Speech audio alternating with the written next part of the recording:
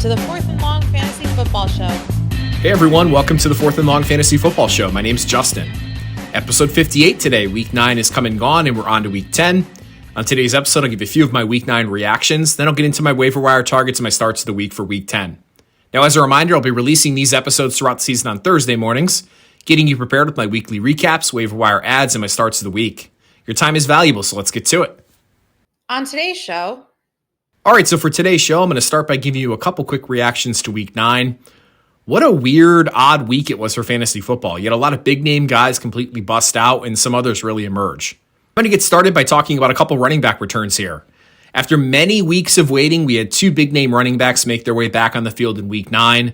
First, Christian McCaffrey, who looked like his old self, totaling over 100 yards and leading the Panthers' backfield in touches. Now, the workload wasn't what it's been, right? But 18 touches in his first game back is great to see. He emerged healthy, and that should increase as we move forward. The concern here, though, is really the Panthers' team outlook as a whole. They look downright terrible, and there obviously has to be some concern that the Panthers could either limit or completely shut down CMC if this is a lost season. But I'm not going to speculate for now, so continue to start CMC as a top 5 running back. We also had Chicago Bears running back David Montgomery return in Week 9 on Monday Night Football. After that gruesome knee injury earlier in the season, many people thought the David Montgomery season would be over, but he emerged with just a multi-week injury, and now he's back in the fold. And against the tough Steelers defense, he looked pretty good. The most important takeaway, though, is the distribution of touches and snaps between Montgomery and rookie running back Khalil Herbert. Montgomery operated as the pretty clear running back one in this offense, with Herbert only sprinkling in for a handful of touches.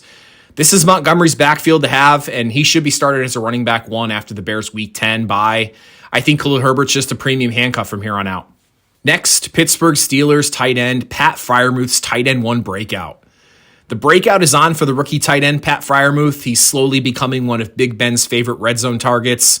He caught touchdown passes of 4 and 10 yards in the win this past week. He's actually up to 4 receiving scores. And he's actually come on pretty well over the last 3 weeks of the season, catching 16 balls, 145 yards, and 3 touchdowns. And if it wasn't for Kyle Pitts, Freiermuth would have been the consensus number 1 tight end in this year's rookie class. He needs to be treated as a top 10 tight end, a tight end 1 from here on out. And then finally, Denver Broncos running back Javonte Williams breakout. Javonte Williams topped 100 rushing yards for the first time in his young career in Week 9, and he looked really impressive doing it. He's breaking tackles, making guys miss, and really making NFL defenses look quite silly out there. And I talked all offseason about how much I like Javonte Williams and his longer-term outlook and how much he reminded me of Nick Chubb. He might be one of the most underrated dynasty assets in fantasy football right now.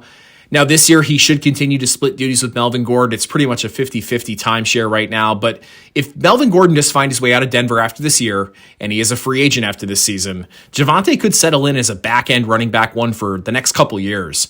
If you can go buy Javonte for a discount right now, go do it.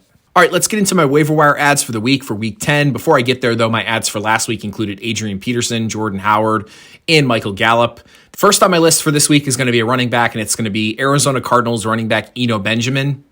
Now, Chase Edmonds is out for the foreseeable future after suffering a high ankle sprain in Week 8, and James Conner stepped up and delivered one of the best fantasy performances of Week 9.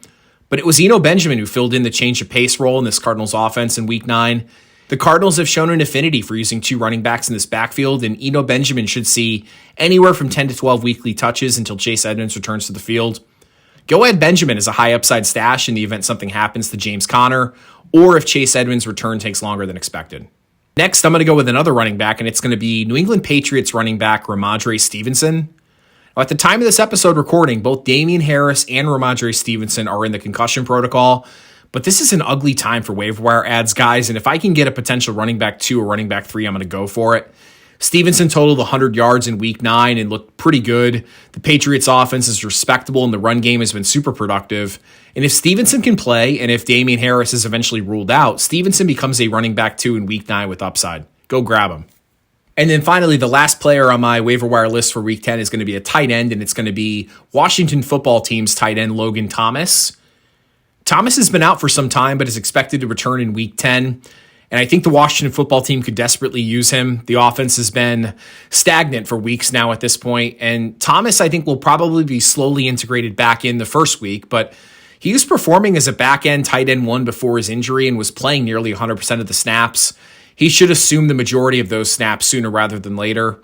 And if someone dropped him after his injury, go grab him and stash him as a tight end for down the stretch. All right, and then finally, let me get into my starts of the week for week 10. Last week, I had quarterback Josh Allen, running back Austin Eckler, and wide receiver Deontay Johnson. I'm going to get my week 10 starts of the week list started here with a quarterback, and it's going to be Dallas Cowboys quarterback Dak Prescott. Prescott returned in week 9 only to really stink it up, to be honest with you. The Cowboys offense looked lost all game. Prescott was routinely missing open receivers downfield. Week 10 brings a more favorable matchup at home against the Falcons defense, and Prescott should gain another weapon back as Michael Gallup is expected back this week. I'm starting Prescott as a top 5 option in week 10 and expect a big bounce back performance from the Dallas quarterback. Next, I'm going to go with the running back, and it's going to be Pittsburgh Steelers running back Najee Harris. Najee Harris found pay dirt again in week 9 and continues to show many why he was selected in the first round by the Steelers. Najee continues to operate as one of the rare bell cow running backs in fantasy football, dominating snap share, and his inefficiency on the ground is offset by his elevated usage both on the ground and through the air. And week 10 brings a favorable matchup against the downright terrible Detroit Lions defense. I'm starting Najee Harris with the upside for him to be the number 1 overall scoring fantasy player in week 10. And then finally, I'm going to go with a wide receiver, and it's going to be Tampa Bay Buccaneers wide receiver Mike Evans. Mike Evans continues to be one of the more reliable fantasy contributors at the wide receiver position this season. Brady continues to look for Evans in the red zone, and with Antonio Brown and Rob Gronkowski still expected to be out this week, Evans should continue to be a reliable option for fantasy managers. Week 10 brings a matchup against the Washington football team and their downright laughable secondary. Evans should provide his fantasy managers with another strong performance this week, starting with confidence. So that'll do it. Please remember to comment and like on this video on YouTube, subscribe to the channel, and find us on Apple Podcasts, Google Podcasts, and Spotify. This has been the 4th and Long Fantasy Football Show. Good luck in Week 10, everybody. See you next week. Royalty-free music courtesy of Ben Sound. The views and opinions expressed on today's episode are that of the 4th and Long Fantasy Football Show. Remember to like and subscribe.